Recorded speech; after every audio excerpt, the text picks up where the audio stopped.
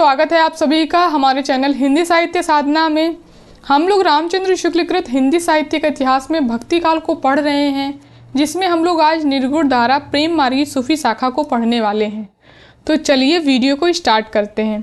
इसके पहले वाली वीडियोज़ में हम लोग भक्ति काल के प्रकरण 1 और प्रकरण 2 को पढ़ चुके हैं और कल वाली वीडियो में हम लोग ने प्रकरण 2 के MCQs को भी सॉल्व किया है। तो अगर आप लोगों ने इन सारी वीडियोस को नहीं देखा है तो आप लोग इसी वीडियो के डिस्क्रिप्शन बॉक्स में जाके उन वीडियोस को भी देख सकते हैं। तो हम लोग अगर भक्ति काल की बात करें तो शुक्ल जी ने भक्ति काल को 6 प्रकरणों में डिवाइड किया है, ये आप लोग याद रखेंगे। प्रेम मार्गी सूफी शाखा, इसमें शुक्ल जी ने कुल 7 कवियों को रखा है, इनको हम लोग पढ़ने वाले हैं, जिसमें पहले कवि हैं कुतुबन।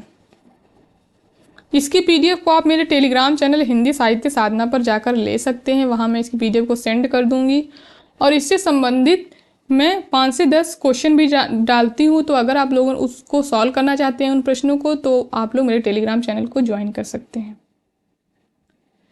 जैसे कि पहले कहा जा चुका है कि इस काल के निर्गुण उपासक भक्तों की दूसरी शाखा उन सूफी कवियों की है जिन्होंने प्रेम गाथाओं के रूप में उस प्रेम तत्व का वर्णन किया है जो ईश्वर को मिलाने वाला है तथा जिसका आभास लौकिक प्रेम के रूप में मिलता है। इस संप्रदाय के साधु कवियों का अब वर्णन किया जाता है, जिसे पहले कवि हैं कुतुबन।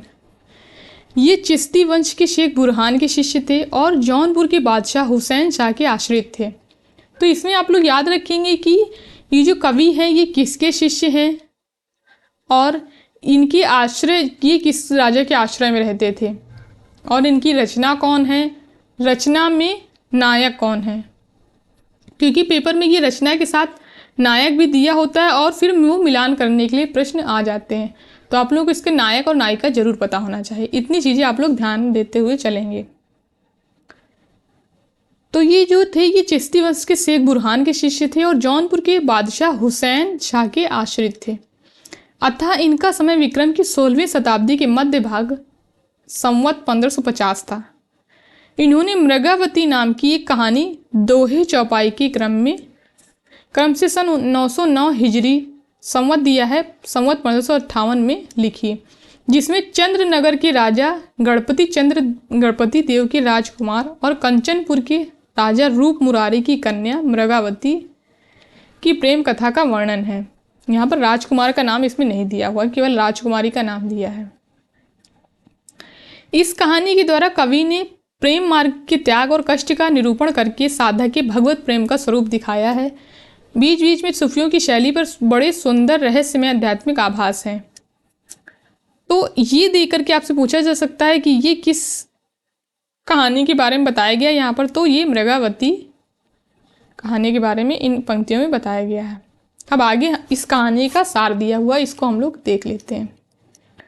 कहानी का सारांश है, चंद्रगिरी के राजा गणपति देव का पुत्र कंचनपुर के राजा रूप मुरारी की मृगावती नाम की राजकुमारी पर मोहित हुआ। यह राजकुमारी उड़ने की विद्या जानती थी। अनेक कष्ट झेलने के उपरांत राजकुमार उसके पास तक पहुंचा, पर एक दिन मृगावती राजकुमार को धोखा देकर कहीं उड़ गई। राजकुमार उसकी खोज में योगी होकर निकल पड़ा। समुद्र से घिरी एक पहाड़ी पर पहुंचकर उसने रुक्मिणी नाम की एक सुंदरी को एक राक्षस से बचाया। उस सुंदरी के पिता ने राजकुमार के साथ उसका विवाह कर दिया।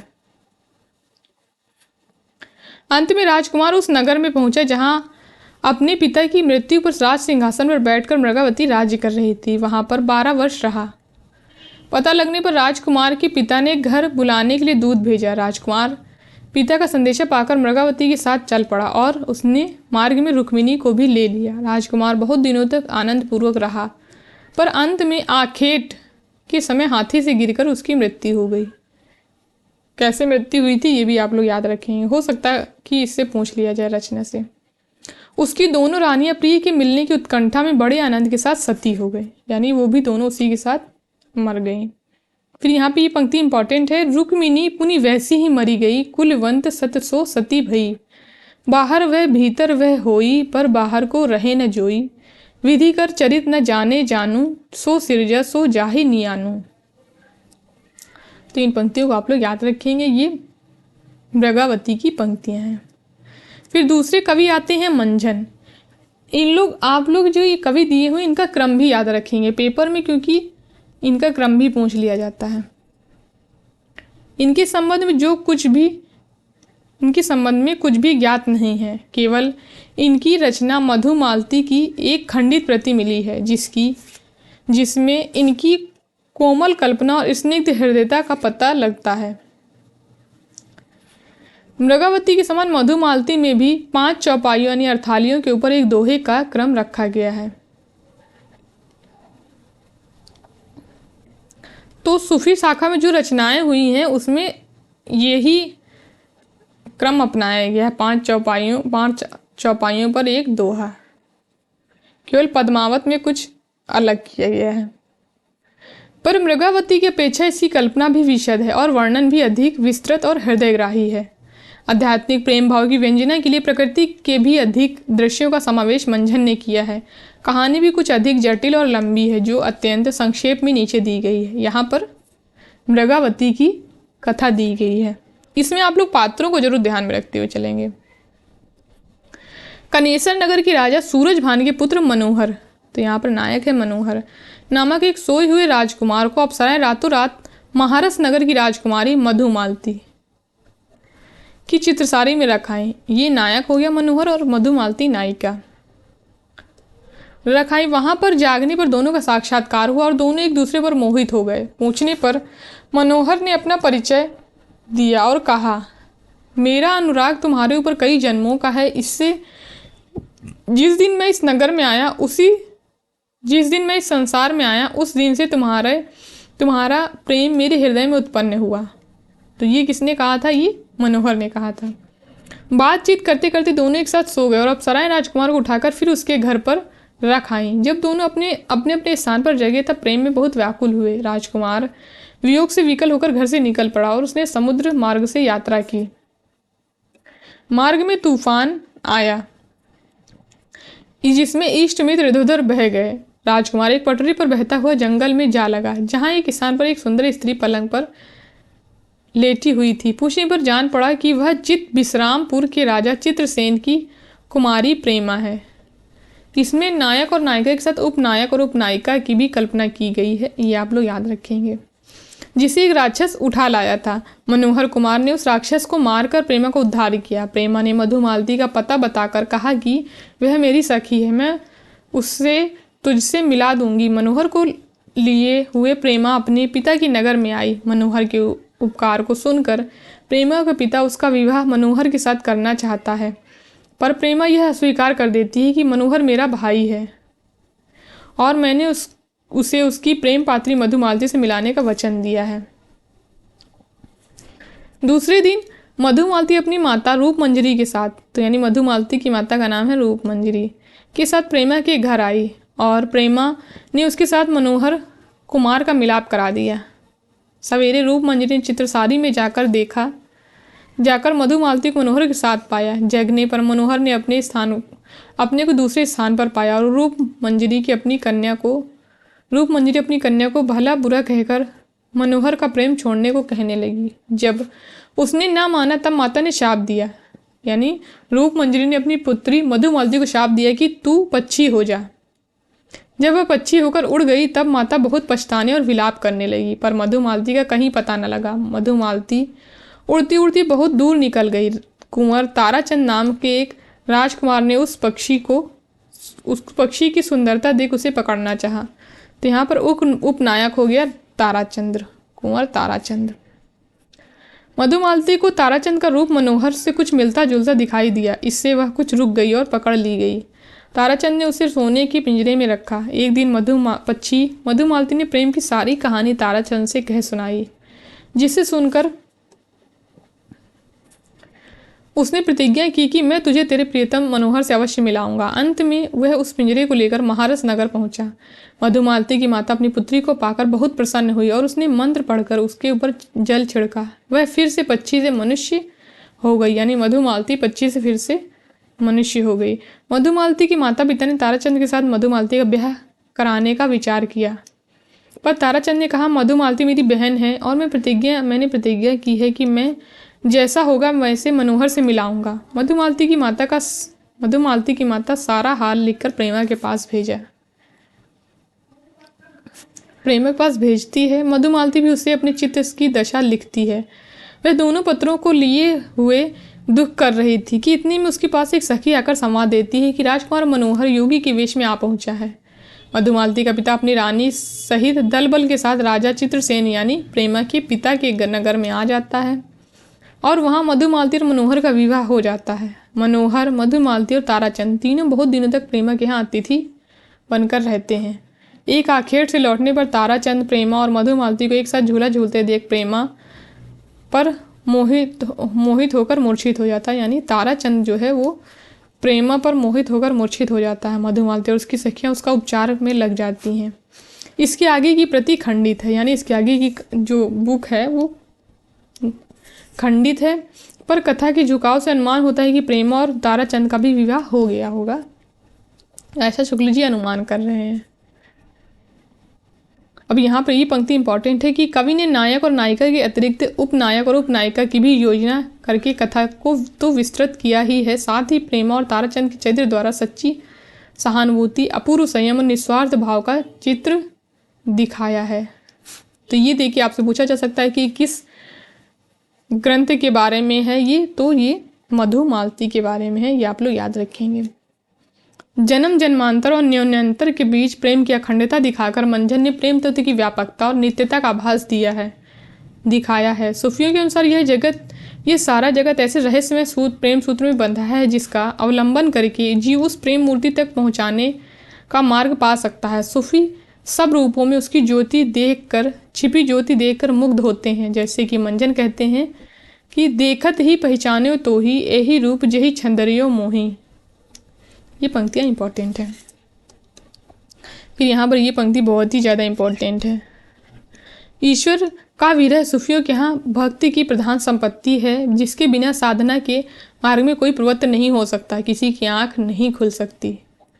तो ये कथन किसका है, ये पूछा जा सकता है। तो ये शुक्ल जी का कथन है।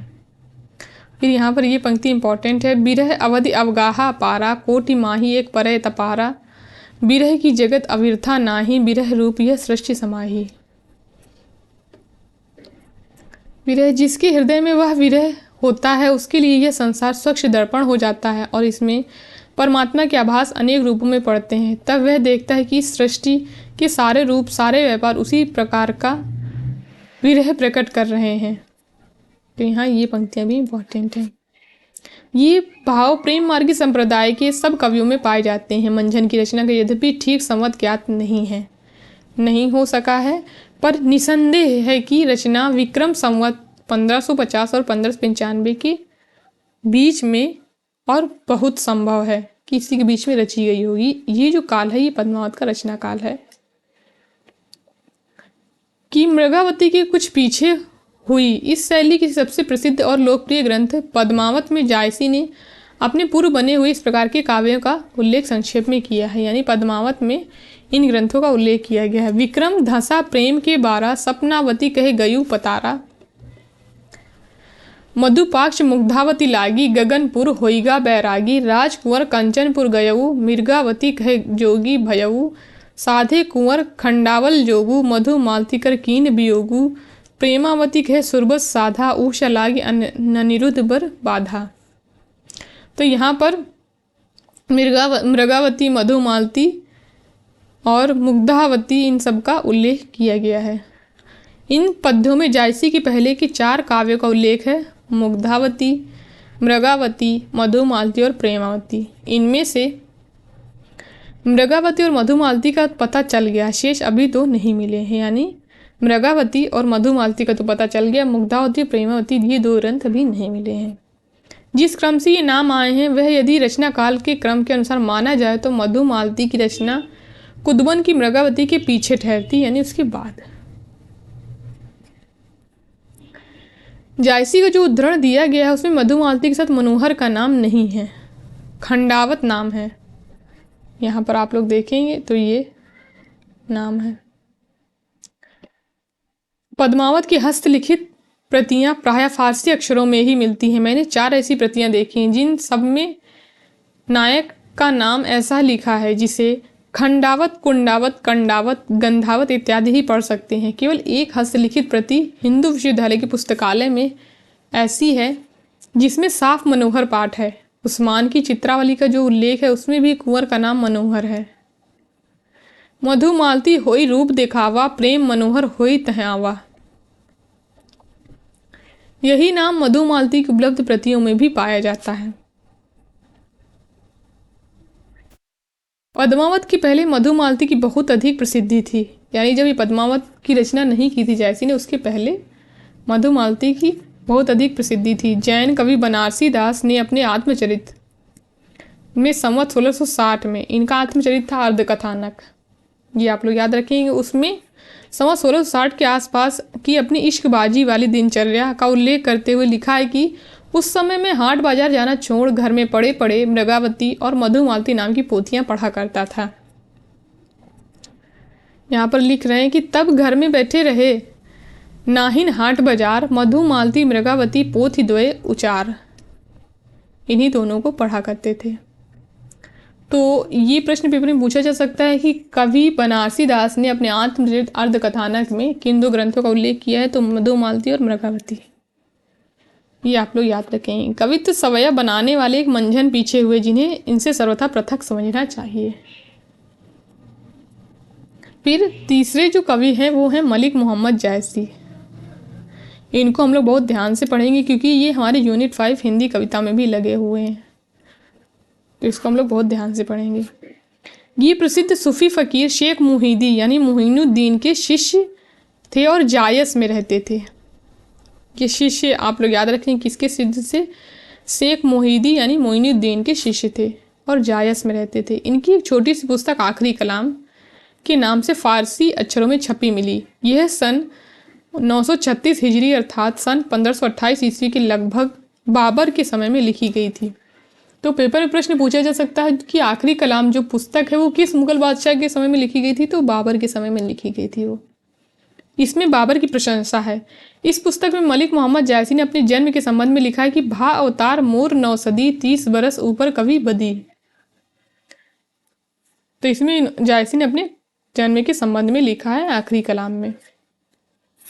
इन पंक्तियों का ठीक तात्पर्य नहीं खुलता। जन्मकाल 900 हिजरी माने तो दूसरी पंक्ति का यह अर्थ निकलेगा कि जन्म से 30 वर्ष पीछे जायसी कविता करने लगे और पुस्तक के कुछ पद उन्होंने बनाए। जायसी का सबसे प्रसिद्ध ग्रंथ है पद्मावत, जिसका निर्माण काल कवि ने इस प्रकार दिया है कि सन 927 आहा, कथा आरंभ बैन कवि कहा। तो इसको आप लोग याद रखेंगे, ये पद्मावत के निर्माण काल के संबंध में दिया हुआ है। ये इसका अर्थ होता है कि पद्मावत की कथा के प्रारंभिक यानी आरंभ बैन कवि ने 927 हिजरी अर्थात 1520 के लगभग लिखे हैं में कहे हैं, पर ग्रंथारंभ में कवि ने मसनवी की रूढ़ी के अनुसार मसनवी शैली में लिखा है ना पद्मावत, ये आप लोग याद रखेंगे, के अनुसार शाही वक्त शेर शाह की प्रशंसा की है। शेर शाह दिल्ली सुल्तानू, चारऊ खंड तपय जस भानु, ओही छाज राज ओ पाटू, सब राजा भुई धरा ललाटू। तो ये आप लोग याद रखेंगे, ये पंक्तियां बहुत इंपॉर्टेंट है और पेपर में पूछी जा सकती हैं। शेर शाह के शासन का आरंभ 947 हिजरी अर्थात 1540 सन ईस्वी में हुआ था। इस दशा में यही संभव जान पड़ता है कि कवि ने कुछ थोड़े से पद तो 1520 में ही बनाए थे, पर ग्रंथ को 19 से 20 वर्ष पीछे शेर शाह के समय में पूरा किया। यानी 1520 में इन्होंने पद्मावत का आरंभ कर दिया था, लेकिन उसको पूरा जो है वो 19 या 20 वर्ष पीछे शेर शाह के समय में किया था। पद्मावत का एक बंगला अनुवाद अराकान राज्य के वजीर मगन ठाकुर ने सन 1650 में आसपास आलो उजाला नामक एक कवि से कराया था। उसमें भी 9 से 27 ही पाठ माना गया है। तो इसमें आप लोग याद रखेंगे कि पद्मावत का बंगला में भी अनुवाद हुआ था, और बंगला में अनुवाद किस कवि ने किया था? आलो उजाला नाम की कवि ने किया था 1650 में। ये आप लोग याद रखेंगे। और इसका बंगला में अनुवाद कराया किसने था? अराकान राज्य के वजीर मगन ठाकुर ने कराया था। ये दोनों ही क्वेश्चन पेपर में पूछे जा सकते हैं, लेकिन इसमें आप लोग ये ज़्यादा ध्यान रखेंगे कि अनुवाद किसने किया था। तो आलो उजाला ने किया था 1650 में। फिर उसमें भी 9 से 27 ही पाठ माना गया है। शेख मोहम्मद जाति जखन रचिल ग्रंथ संख्या 27 पद्मावत की हस्तलिखित प्रतियां अधिकतर फारसी अक्षरों में मिली हैं, जिसमें 27 और 47 प्रायः एक ही तरह लिखे जाएंगे। इसमें कुछ लोगों का यह अनुमान है कि 47 को लोगों ने भूल से 27 पढ़ लिया है। यहाँ पर ये फिर इम्पॉर्टेंट पंक्ति है, इसको आप लोग याद रखेंगे। जायसी अपने समय के सिद्ध फकीरों में गिने जाते थे। अमेठी के राजघराने में इनका बहुत मान था। जीवन के अधिकतम दिनों में जायसी अमेठी से 2 मील दूर एक जंगल में रहा करते थे, वहीं इनकी मृत्यु हुई। तो ये किसका कथन है? ये पेपर में पूछा जा सकता है। तो ये शुक्ल जी का कथन है। काजी नसरुद्दीन हुसैन जायसी ने इन्हें अवध के नवाब शुजाउद्दौला से सनद मिली थी। अपनी याददाश्त में जायसी का मृत्यु काल 4 रजब 949 हिजरी लिखा है। यह काल कहाँ तक ठीक है नहीं कहा जा सकता। यानी काजी नसीरुद्दीन हुसैन ने 4 रजब 949 हिजरी लिखा है मलिक मोहम्मद जायसी का मृत्यु का समय।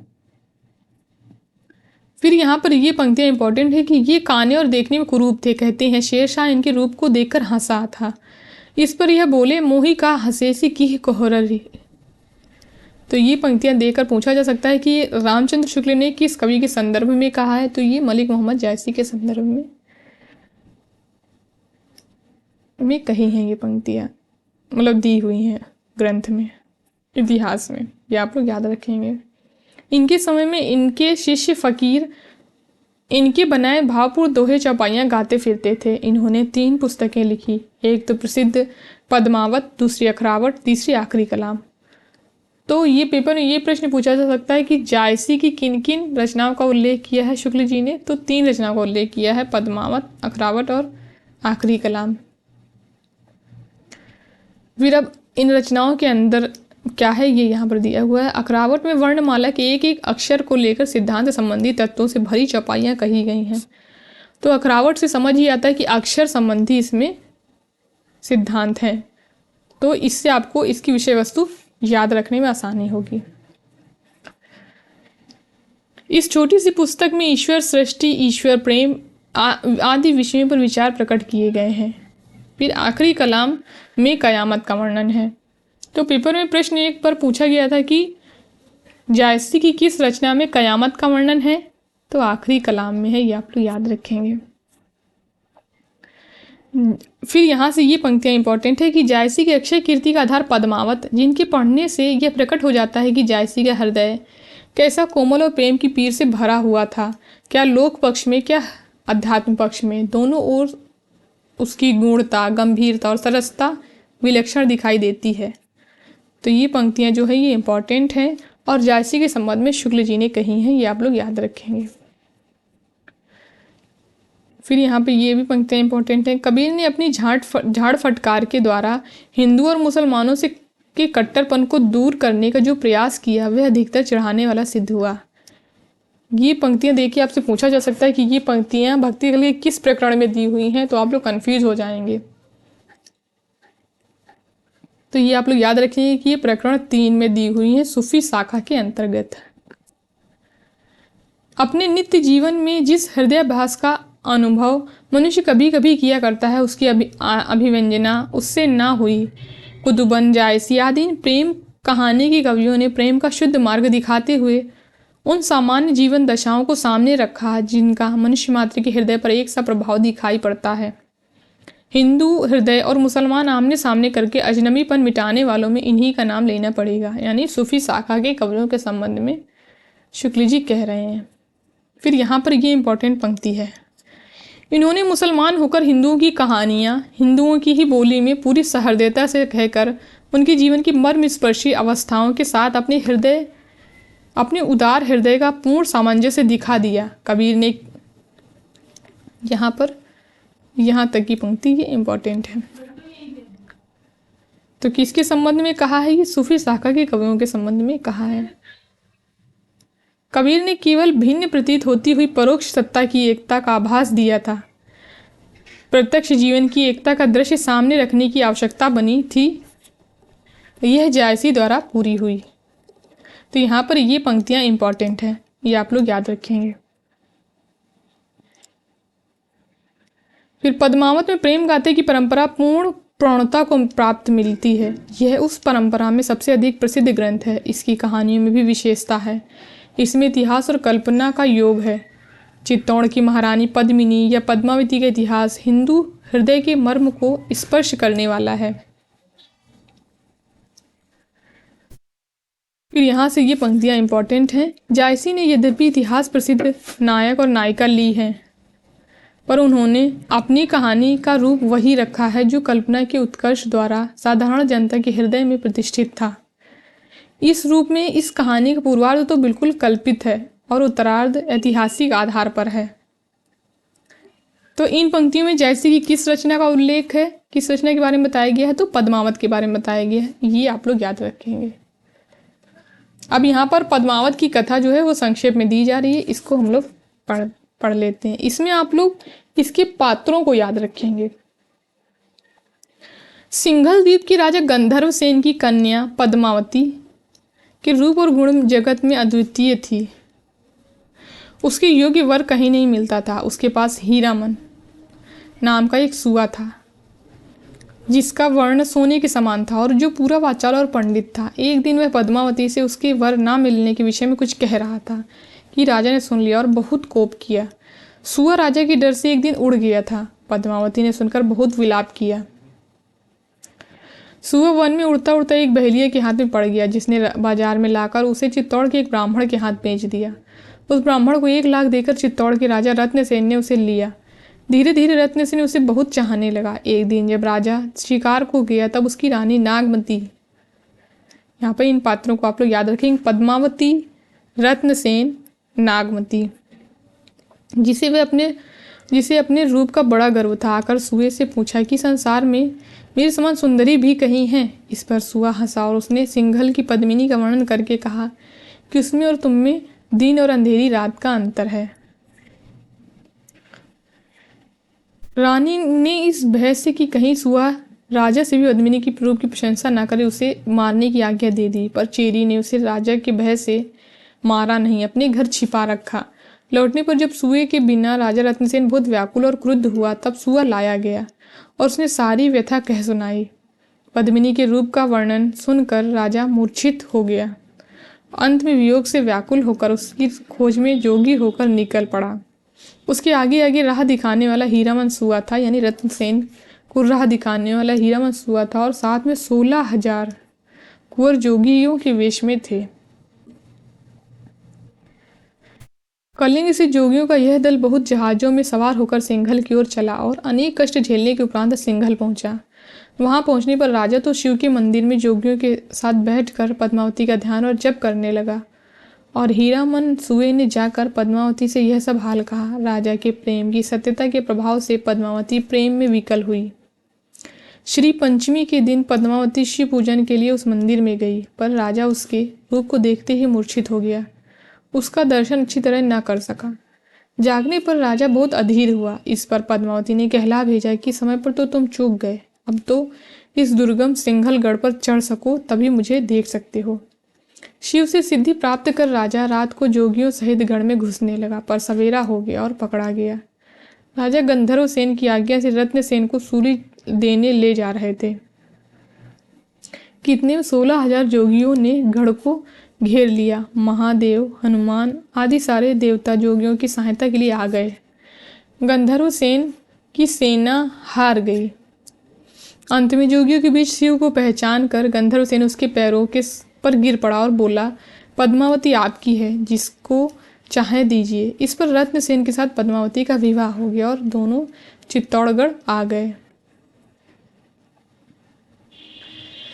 फिर रत्नसेन की सभा में राघव चेतन नाम का एक पंडित था, जिसे यक्षिणी सिद्ध थी, और पंडितों को नीचे दिखाने के लिए उसने एक दिन प्रतिपदा को द्वितीय कहकर यक्षिणी के बल से चंद्रमा दिखा दिया।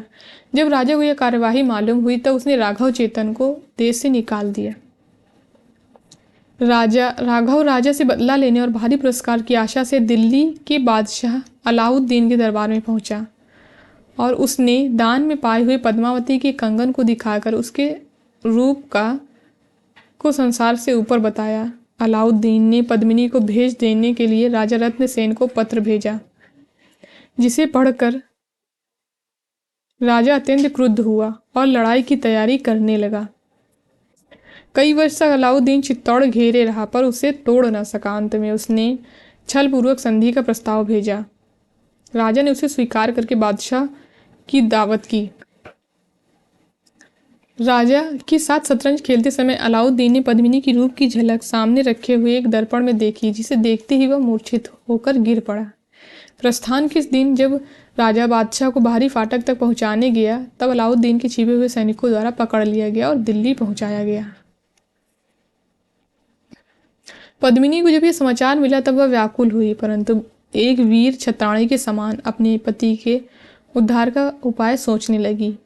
गोरा बादल नामक 2 वीर और क्षत्रिय सरदार 700 पालकियों में सशस्त्र सैनिक छिपाकर दिल्ली पहुंचे और बादशाह के पास यह संवाद भेजा कि पद्मिनी अपने पति से थोड़ी देर मिलकर तब आपके हरम में जाएगी। आज्ञा मिलते ही एक ढकी पालकी राजा की कोठरी के पास रखी गई और उसमें से एक लोहार ने निकल कर राजा की बेड़ियां काट दी। रतनसेन पहले से ही तैयार एक घोड़े पर सवार होकर निकल आए। शाही सेना के पीछे आते देख वृद्ध गोरा तो कुछ सिपाहियों के साथ उस सेना को रोकता रहा और बादल रत्नसेन को लेकर चित्तौड़ पहुंच गया। चित्तौड़ आने पर पद्मिनी ने रत्नसेन के कुंभलनेर के राजा देवपाल द्वारा दूती भेजने की बात कही, जिसे सुनते ही राजा रत्नसेन ने कुंभलनेर को जा घेरा। लड़ाई में देवपाल और रत्नसेन दोनों मारे गए। तो आप लोग इसमें ये याद रखेंगे कि रत्नसेन जो है वो देवपाल से युद्ध में मारा गया था। रत्नसेन का शव चित्तौड़ लाया गया। उसकी दोनों रानियां नागमती और पद्मावती हंसते हंसते पति के शव के साथ चिता में बैठ गई। पीछे जब सेना सहित अलाउद्दीन चित्तौड़ पहुंचा तब वहां राख के ढेर के सिवा कुछ ना मिला। तो यहाँ पर जैसा कि कहा जा चुका है कि प्रेम गाथा की परंपरा में पद्मावत सबसे प्रौढ़ और सरस है। प्रेम मार्गी सूफी कवियों की ओर कथाओं से इस कथा में यह विशेषता है कि इसके ब्यौरों से भी साधना के मार्ग, उसकी कठिनाइयों और उसकी सिद्धि के स्वरूप आदि की जगह जगह व्यंजना होती है। ये इंपॉर्टेंट पंक्तियां हैं। फिर जैसा कि कवि ने स्वयं ग्रंथ की समाप्ति पर कहा है, तन चितौर मन राज कीन्हा, ही सिंघल बुद्धि पद्मिनी चीन्हा, गुरु सुआ जही पंथ दिखावा, बिनु गुरु जगत को निर्गुण पावा, नागमती यह दुनिया धंधा, बाचा सोई न एही चित बंधा, राघव दूत सोई सैतानो, माया अलाउद्दीन सुल्तानो। तो यहाँ पर तन यानी आत्मा को चित्तौड़ कहा है कवि ने, और मन राजा यानी रत्नसेन, हिये यानी हृदय सिंघलगढ़ को बोला है, बुद्धि पद्मिनी, गुरु जो था गुरु सुआ को गुरु बोला है, और नागवती दुनिया धंधा, और राघव दूत जो है वो शैतान, और माया अलाउद्दीन सुल्तान। तो इन चीज़ों को आप लोग याद रखेंगे। यहाँ पर ये बताया गया है सब कुछ, तो ये भी पेपर में पूछा जा सकता है। यद्यपि पद्मावत की रचना संस्कृत प्रबंध काव्यों की सर्गबद्ध पद्धति पर नहीं है, फारसी की मसनवी शैली पर है। यहाँ पर बताया गया कि पद्मावत की रचना जो है फारसी की मसनवी शैली पर की गई है, पर श्रृंगार वीर आदि के वर्णन चली आती हुई भारतीय काव्य परंपरा के अनुसार ही हैं। इसका पूर्वार्ध तो एकांत एक मार्गी का ही आभास देता है, पर उत्तरार्ध में लोक पक्ष का भी विधान है। ये भी इम्पोर्टेंट पंक्ति है। पद्मिनी के रूप का जो वर्णन जायसी ने किया है वह पाठक को सौंदर्य की लोकोत्तर भावना में मग्न करने वाला है। अनेक प्रकार के अलंकारों की योजना उसमें पाई जाती है। कुछ पद देखिए यहाँ पे, ये जो पंक्तियां हैं ये इंपॉर्टेंट हैं। सरवर तीर पद्मिनी आई, खोपा छोरी केस मुकुलाई, शशि मुख अंग मलय गिरिबासा, नागिन झाँपि लीन चहुपासा। तो ये पंक्तियाँ इंपॉर्टेंट हैं। फिर पद्मिनी की रूप के वर्णन में जायसी ने कहीं कहीं अनंत सौंदर्य की ओर, जिसके विरह में यह सारी सृष्टि व्याकुल है, बड़े सुंदर संकेत किए हैं। बरुनी का बरनौ इमी बनी, ताधे दान जानू दुई आनी, उन बान है अन्न अस को जो ना मारा, बेदि रहा सगरव संसारा। फिर यहाँ पे ये पंक्तियाँ इंपॉर्टेंट है। बरुनी बान अप ओप है, बरुनी बान अप ओप है भेदे, रन बन ढाक सोजही तन सब रोवा, पंखी तन सब पाँख। इसी प्रकार योगी रत्नसेन के कठिन मार्ग के वर्णन में साधक के मार्ग के विघ्नों, काम, क्रोध आदि विकारों की व्यंजना की है। यहाँ पे ये पंक्ति इंपॉर्टेंट है। ओ ही मिलान जो पहुँचे कोई, जब हम कहब पुरुष भल होई। फिर है उस्मान कवि।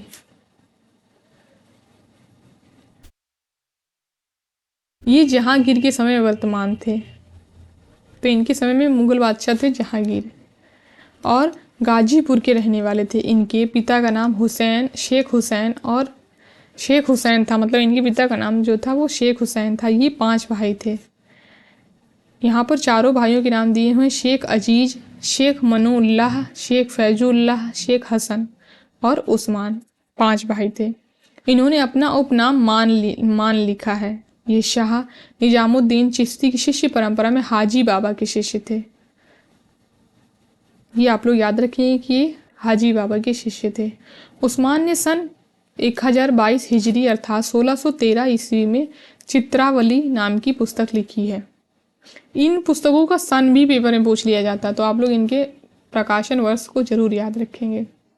ये जो यहाँ पर दिया हुआ समय, इसको जरूर याद रखेंगे।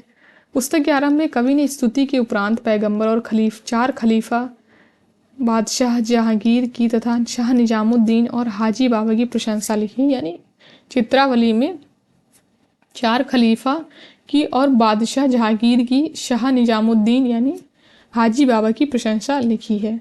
उसके आगे गाजीपुर नगर का वर्णन करके कवि अपना परिचय देते हुए लिखा है कि आदि हुता विधि माथे लिखा, अक्षर चारि पढ़े हम सीखा, देखत जगत चला सब जाई, एक बचन पे अमर रहाई।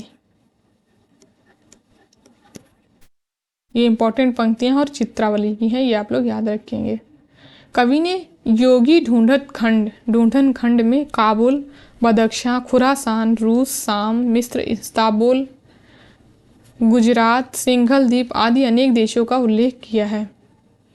तो चित्रावली में कवि ने किस खंड के अंतर्गत इन देशों का उल्लेख किया है? तो योगी ढूंढन खंड में उल्लेख किया है। ये आप लोग याद रखेंगे। इसमें सबसे विलक्षण बात है कि योगियों का अंग्रेजों के द्वीप में पहुंचना। बल दीप देखा अंग्रेजा, जहाँ जाई जही कठिन करेजा, ऊंच नीच धन संपत्ति हेरा, मद बरहा भोजन जिन केरा। ये भी इंपॉर्टेंट पंक्तियां हैं। कवि ने इस रचना में जायसी का पूरा अनुकरण किया है। जो जो विषय जायसी ने अपनी पुस्तक में रखे हैं, उन विषयों पर उस्मान ने भी कुछ कहा है। कहीं कहीं तो शब्द और वाक्य विन्यास भी वही हैं। तो ये आप लोग याद रखेंगे कि ये शुक्ल जी ने किसके बारे में ये पंक्तियां कही हैं? तो उस्मान के बारे में कही हैं।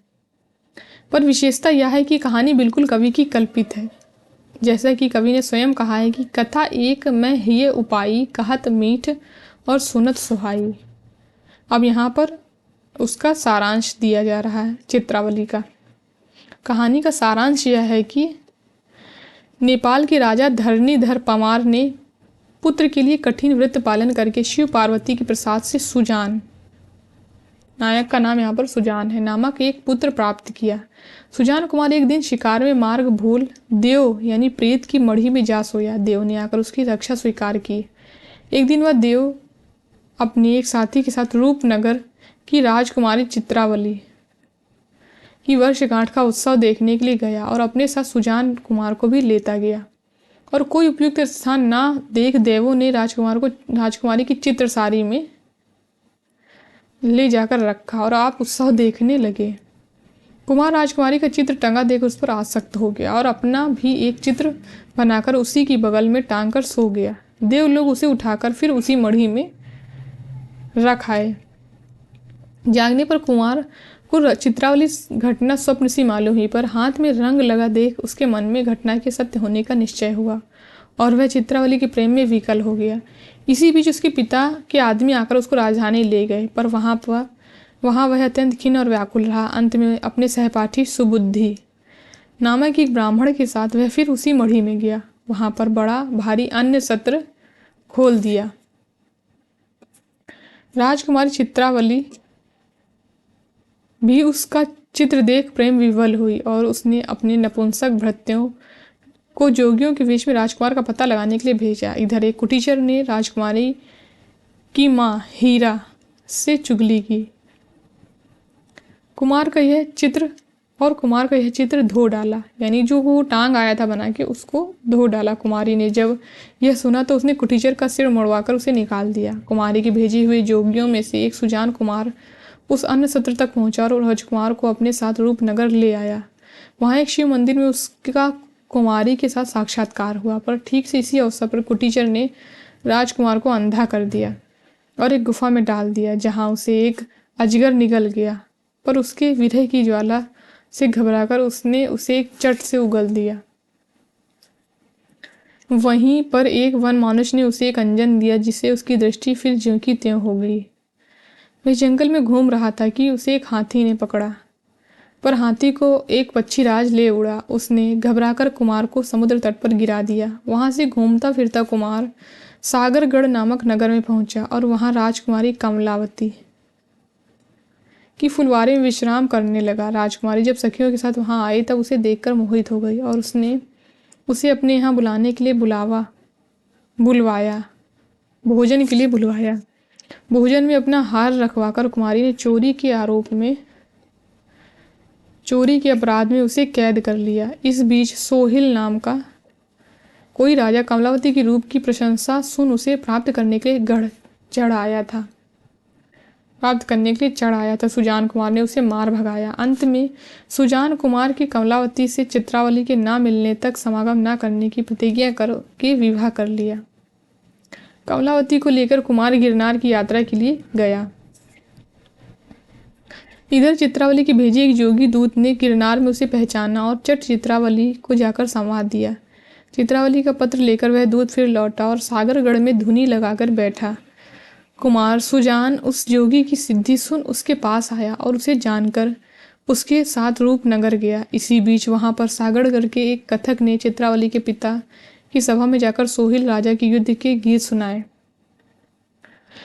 जिन्हें सुन राजा को चित्रावली के विवाह की चिंता हुई। राजा ने 4 चित्रकारों को भिन्न भिन्न देशों में राजकुमारी के चित्र लाने को भेजा। इधर जब चित्रावली का भेजा हुआ वह योगी दूत सुजान कुमार को एक जगह बैठाकर उसके आने का समाचार कुमारी को देने आ रहा था, एक दासी ने वह समाचार द्वेषवश रानी से कह दिया और वह दूत मार्ग में ही कैद कर लिया गया, यानी वह राजकुमारी के पास नहीं जा पाया था। दूत के न लौटने पर सुजान कुमार बहुत व्याकुल हुआ और चित्रावली का नाम ले लेकर पुकारने लगा। राजा ने मारने के लिए मतवाला हाथी छोड़ा, पर उसने भी उसे मार डाला। इस पर राजा उस पर चढ़ाई करने जा रहा था कि इतने में भेजे हुए 4 चित्रकारों में से एक चित्रकार सागरगढ़ से सोहिल के मारने वाले राजकुमार का चित्र लेकर आ पहुंचा। राजा ने जब देखा कि चित्रावली का प्रेमी वही सुजान कुमार है, तब उसने अपनी कन्या चित्रावली के साथ उसका विवाह कर दिया। फिर आगे की कहानी है कि कुछ दिनों तक सागरगढ़ की कमलावती ने विरह से व्याकुल होकर सुजान कुमार के पास हंस मिश्र को दूत बनाकर भेजा, जिसने भ्रमर की अनुयुक्ति द्वारा कुमार को कमलावती के प्रेम का स्मरण कराया। इस पर सुजान कुमार ने चित्रावली को लेकर स्वदेश की ओर प्रस्थान किया और मार्ग में कमलावती को भी साथ ले लिया। मार्ग में कवि ने समुद्र के तूफान का वर्णन किया है। अंत में राजकुमार अपने घर नेपाल पहुंचा और उसने वहां दोनों रानियों सहित बहुत दिनों तक राज किया। तो यहाँ से इनकी चित्रावली जो कहानी है वो समाप्त होती है। फिर जैसे कि कहा जा चुका है कि उस्मान ने जायसी का पूरा अनुकरण किया है। जायसी के पहले के कवियों ने 5-5 चौपाइयों पर अर्थालियों के पीछे एक दोहा रखा है, पर जायसी ने 7 चौपाइयों का क्रम रखा है। यही क्रम उस्मान ने भी रखा है। तो इनके पहले जायसी के पहले जो कवि थे उन्होंने 5-5 चौपाइयों पर एक दोहा रखा था, लेकिन जायसी ने जो क्या किया था, उन्होंने 7 चौपाइयों पर दोहे का क्रम रखा है, और यही क्रम जो है वो उस्मान ने भी चित्रावली में रखा है। कहने की आवश्यकता नहीं कि इस कहानी की रचना भी बहुत आध्यात्मिक दृष्टि से हुई है। कवि ने सुजान कुमार को एक साधक के रूप में चित्रित किया है। यहाँ पर ये जो पंक्तियां हैं ये इंपॉर्टेंट है।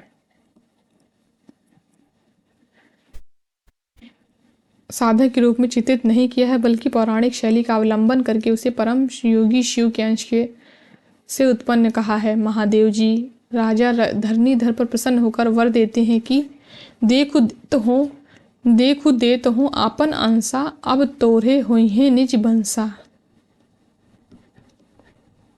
कमलावती और चित्रावली अविद्या और विद्या के रूप में कल्पित जान पड़ती हैं। सुजान का अर्थ ज्ञानवान है। साधन काल में अविद्या को रखे बिना विद्या यानी सत्य ज्ञान की प्राप्ति नहीं हो सकती।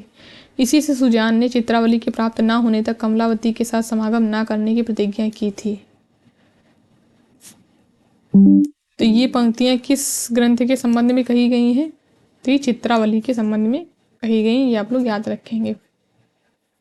जायसी की पद्धति पर नगर, सरोवर, यात्रा, दान, महिमा आदि का वर्णन चित्रावली में भी है। सरोवर क्रीड़ा के वर्णन में एक दूसरे ढंग से कवि ने ईश्वर की प्राप्ति की साधना की ओर संकेत किया है। चित्रावली गहरे सरोवर में जल में यह कहकर छिप जाती है कि मुझे जो ढूंढ ले उसकी जीत समझी जाएगी। सखियां ढूंढती हैं और नहीं पाती। फिर ये पंक्ति इंपॉर्टेंट है। सरवर ढूंढ सबे पची रही, चित्रिन खोज न पावा कहीं, निकसी तीर भई बैरागी, धरे ध्यान सुख बिनवे लागी। फिर विरह के वर्णन के अंतर्गत षट ऋतु का वर्णन सरस और मनोहर है। तो चित्रावली में षट ऋतु का वर्णन है। फिर यहाँ पर अगले कवि आते हैं शेख नबी। ये जौनपुर जिले के दोस्तपुर के पास मऊ नामक स्थान के रहने वाले थे और संवत 1676 में जहांगीर के पास वर्तमान थे। जहांगीर थे इनके समय में भी।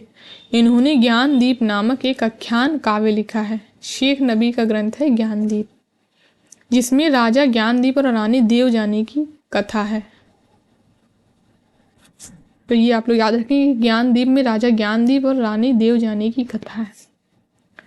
तो यहाँ से ये पंक्तियाँ इंपॉर्टेंट हैं कि यही प्रेम मार्गी सूफी कवियों की प्रचुरता की समाप्ति समझनी चाहिए।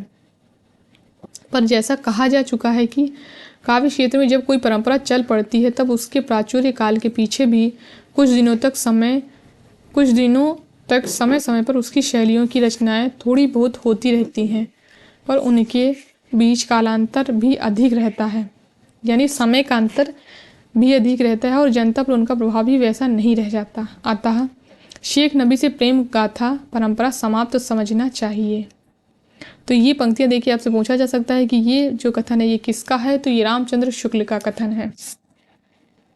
तो रामचंद्र शुक्ल ने इसके आगे भी 2 कवि दिए हुए हैं, कासिम शाह और नूर मोहम्मद, लेकिन शेख नबी से शुक्ल जी ने सूफी जो शाखा है उसको समाप्ति मानी है इन्होंने यहीं से। ये आप लोग याद रखेंगे। इसके आगे भी 2 कवि दिए हुए हैं, उनको भी हम लोग देख लेते हैं। ज्ञानदीप के उपरांत सूफियों की पद्धति पर जो कहानियां लिखी गई उनका संक्षिप्त उल्लेख आगे किया जाता है। फिर आगे की जो रचनाकार है वो है कासिम शाह। ये दरियाबाद यानी बाराबंकी के रहने वाले थे और संवत 1788 के लगभग वर्तमान थे। इन्होंने हंस जवाहिर नाम की कहानी लिखी, जिसमें राजा हंस और रानी जवाहिर की कथा है। ये आप लोग जरूर याद रखेंगे, इसमें राजा हंस और रानी जवाहिर की कथा है।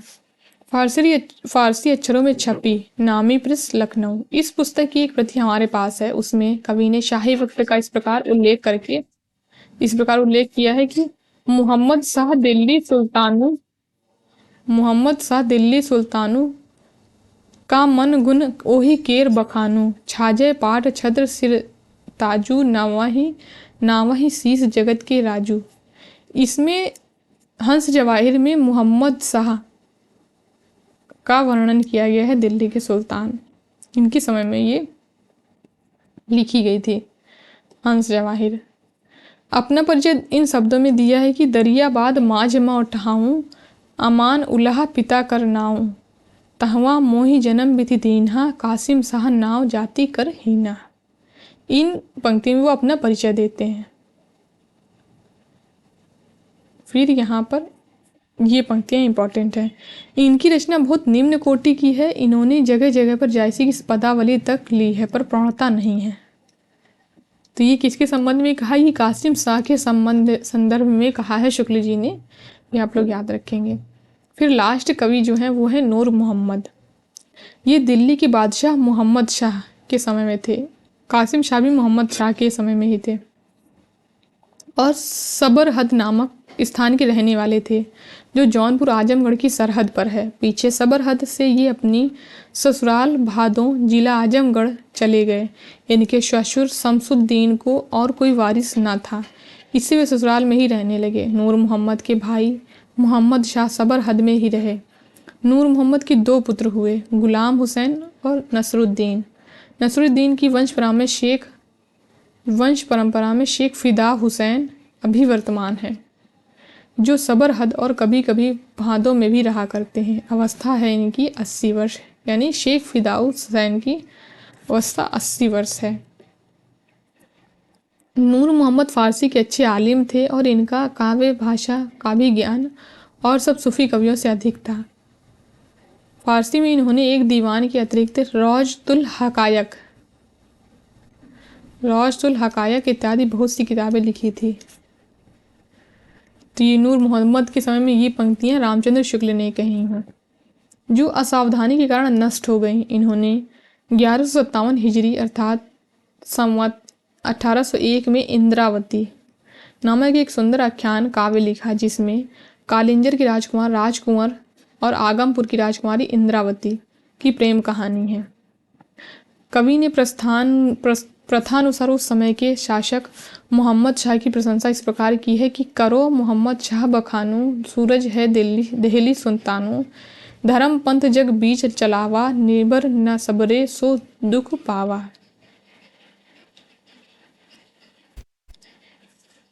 फिर है कवि ने जायसी की पहले की कवियों के अनुसार 5-5 चौपाइयों के उपरांत दोहे का क्रम रखा है। इसी ग्रंथ को सूफी पद्धति का अंतिम ग्रंथ मानना चाहिए, यानी कि सूफी परंपरा की समाप्ति तो शुक्ल जी ने शेख नबी से मानी है, लेकिन यहाँ पर ये सूफी पद्धति का अंतिम ग्रंथ इंद्रावती को मानते हैं। इनका एक और ग्रंथ फारसी अक्षरों में लिखा मिला है जिसका नाम है अनुराग बासुरी, यानी इंद्रावती के अलावा एक और ग्रंथ है अनुराग बासुरी। यह पुस्तक कई दृष्टियों से विलक्षण है। इसमें विलक्षण बात यह है कि पहली बात है कि इसकी भाषा सूफी रचनाओं से बहुत अधिक संस्कृत गर्भित है। दूसरी बात है कि हिंदी भाषा के प्रति मुसलमानों का भाव। तो ये दोनों ही विलक्षण बातें हैं अनुराग बासुरी के संबंध में, ये आप लोग याद रखेंगे और ये इम्पॉर्टेंट भी हो जाती है क्योंकि ये मुसलमान कवि होते हुए इन्होंने इनकी रचना में संस्कृत गर्भित है। ये रचना संस्कृत गर्भित है अनुराग बासुरी। इंद्रावती की रचना करने पर शायद नूर मोहम्मद को समय समय पर यह उपलम्ब सुनने को मिलता था कि तुम मुसलमान होकर भी हिंदी भाषा में रचना करने क्यों गए। तो ये उपलम्ब किसको सुनने को मिलता था? नूर मोहम्मद को। ये आप लोग याद रखेंगे। इसी से अनुराग बासुरी के आरंभ में उन्हें ये सफाई देने की जरूरत पड़ी कि जानत है वह सिरजनहारा, जो किछु है मन हमरम हमारा, हिंदू मग पर पाँव न रखे हूँ, का जो बहुत है हिंदी भखे हूँ। तो ये इंपॉर्टेंट पंक्तियाँ हैं। इसका तात्पर्य यह है कि संवत 1800 तक आते आते मुसलमान हिंदी से किनारा खींचने लगे थे। हिंदुओं के लिए छोड़कर अपने लिखने पढ़ने की भाषा विदेशी अर्थात फारसी ही रखना चाहते थे, जिसे उर्दू कहते थे। तो ये पंक्तियाँ भी इम्पॉर्टेंट हैं। उस समय तक हिंदी साहित्य में कोई स्थान ना था, यानी उर्दू का उस समय तक हिंदी साहित्य में कोई स्थान ना था। इसका स्पष्ट आभास नूर मोहम्मद की इस कथन से मिलता है कि कामयाब कहे कौन जगावा, फिर हिंदी भाखे पर आवा, छाणी पारसी कंद नवाते, अरुझाना हिंदी रस बाते। फिर अनुराग बासुरी के रचना काल 1178 हिजरी अर्थात 1821 है। कवि ने इसकी रचना अधिक पांडित्यपूर्ण रखने का प्रयत्न किया है और विषय भी इसका तत्वज्ञान संबंधी है। शरीर, जीवात्मा और मनोवृत्तियों को लेकर पूरा अध्यवसित रूप एलिगरी खड़ा करके कहानी बांधी है। तो यहाँ पर ये आप लोग याद रखेंगे कि ये अनुराग बासुरी के संबंध में शुक्ल जी ने कहा है। और सब सूफी कवियों का कहानियों के बीच दूसरा पक्ष व्यंजित होता है, पर यह सारी कहानी और सारे पात्र ही रूपक हैं। एक विशेषता और है कि चौपाइयों के बीच बीच में इन्होंने दोहे न लिखकर बरवे रखे हैं, यानी सारे कवियों ने जो रखे थे वो चौपाइयों के बीच में दोहे रखे थे, लेकिन इन्होंने बरवे रखे हैं। प्रयोग भी ऐसे संस्कृत शब्दों के हैं जो और सूफी कवियों में नहीं आए।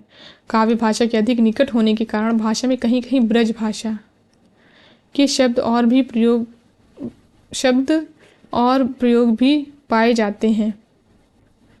रचना का थोड़ा सा नमूना नीचे दिया गया है। नगर एक मूर्तिपुर नाऊ, राजा जीव रहे तेहि ठाऊं, का बरनौ बह नगर सुहावन सब मन भावन। फिर ये पंक्तियाँ इंपॉर्टेंट है। तनुज एक राजा के रहा, अंतःकरण नाम सब कहा, सौम्यशील सुकुमार सयाना, सो सावित्री स्वांत समाना। फिर ये पंक्तियाँ दी हुई हैं।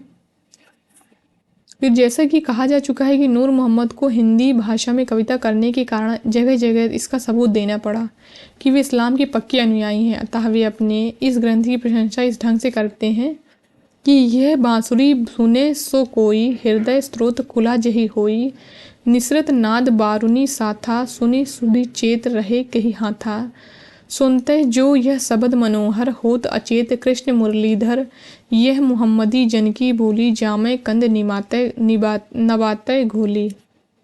इसमें ये पंक्ति इंपॉर्टेंट है। फिर है सूफी आख्यान काव्यों की अखंडित परंपरा की यही समाप्ति मानी जाती है। इस परंपरा में मुसलमान कवि हुए, केवल एक हिंदू मिला। सूफी मत के अनुयायी सूरदास नामक एक पंजाबी हिंदू ने शहंशाह के समय में नल दमयंती कथा नाम की एक पुरानी कहानी लिखी थी, पर इसकी रचना अत्यंत निकृष्ट है। तो सूफी परंपरा में एक हिंदू भी मिला है, एक हिंदू कवि भी मिला है, सूरदास, जिसकी रचना है नल दमयंती कथा। साहित्य की कोई अखंड परंपरा समाप्त होने पर कुछ दिनों तक परंपरा की कुछ रचनाएं इधर उधर होती रहती हैं। इस ढंग की पिछली रचनाओं में चतुर्मुकुट की कथा और यूसुफ जुलेखा उल्लेख योग्य है। तो यहाँ से हमारा प्रकरण 3 जो है वो समाप्त होता है। कल हम लोग इसके MCQ को करेंगे। तो आप लोग कमेंट करके ज़रूर बताइएगा कि आप लोगों को ये वीडियो कैसा लगा। धन्यवाद दोस्तों मेरी वीडियो को लास्ट तक देखने के लिए। अगर वीडियो पसंद आए तो लाइक करिए, शेयर करिए एंड हमारे चैनल को सब्सक्राइब करिए।